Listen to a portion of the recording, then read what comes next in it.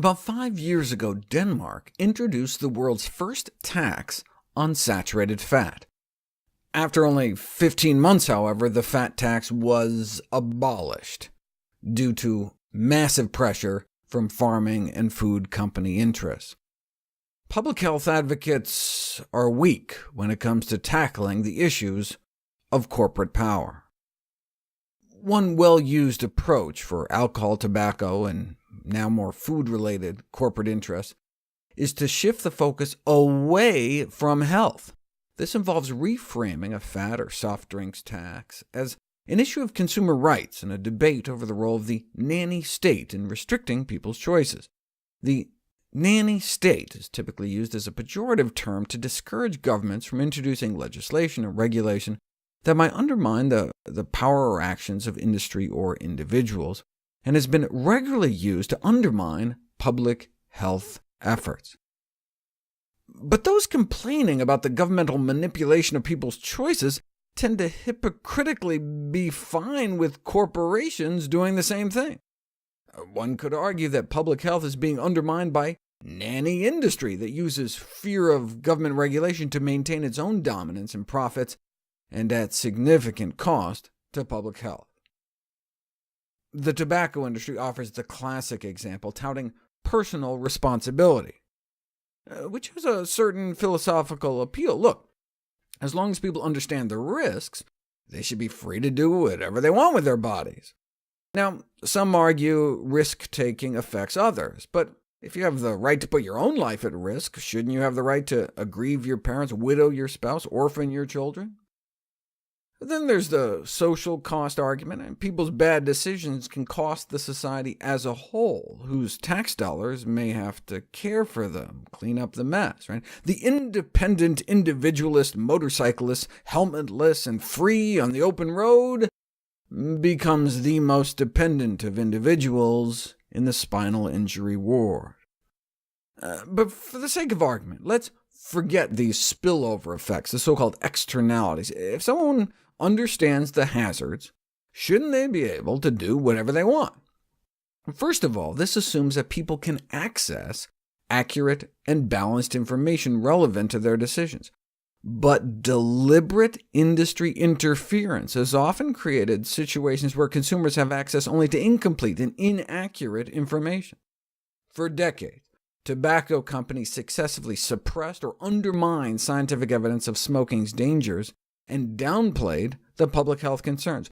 "Don't worry your little head," said the nanny companies.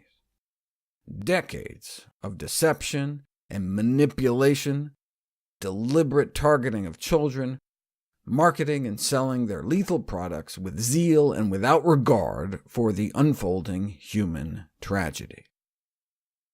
So the tobacco industry's deliberate strategy of challenging scientific evidence undermines smokers' ability to understand the harms smoking poses, and so undermines the whole concept that smoking is a fully informed choice. Tobacco companies have denied smokers truthful information, yet at the same time hold smokers accountable for incurring diseases that will cause half of them to die prematurely. So in contexts such as these, government intervention may be vital to protect consumers from predatory industries. And is the food industry any different? The public is bombarded with information, and it's hard to tell which is true, which is false, and which is merely exaggerated. Foods are sold without clarity about the nutritional content or harmful effects.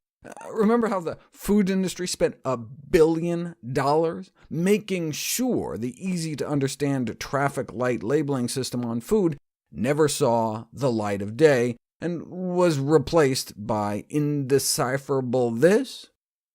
That's 10 times more than the drug industry spends on lobbying in the U.S. It's in the food industry's interest to have the public confused about nutrition. How confused are we about nutrition? Head Start teachers are responsible for providing nutrition education to over 1 million low-income children every year. 181 Head Start teachers were put to the test, and only about 4 out of 181 answered at least 4 out of the 5 nutrition knowledge questions correctly. Most, for example, could not correctly answer the question, which has more calories, protein, carbohydrates, or fat. Not a single one could answer all 5 nutrition questions correctly. While they valued nutrition education, 54% agreed that it was hard to know which nutrition information to believe, and the food industry wants to keep it that way. A quarter of the teachers didn't consume any fruits or vegetables the previous day, though half did have French fries and a soda, and a quarter consumed fried meat the day before. Not surprisingly, 55% of the teachers were not just overweight, but obese. So when even the teachers are confused, something must be done. No purveyor of unhealthy products wants the public to know the truth. An incredible example comes from the U.S. Fairness Doctrine and the tobacco advertising experience in the 1960s. Before tobacco advertising was banned from television, a court ruling in 1967 required that tobacco companies funded 1 health ad about smoking for every 4 tobacco TV advertising they put on. Rather than face this corrective advertising, the tobacco industry took their own advertising off television. They knew they couldn't compete with the truth. Just the threat of corrective advertising, even on a 1-to-4 basis, was sufficient to make tobacco companies withdraw their own advertising. They needed to keep the public in the dark.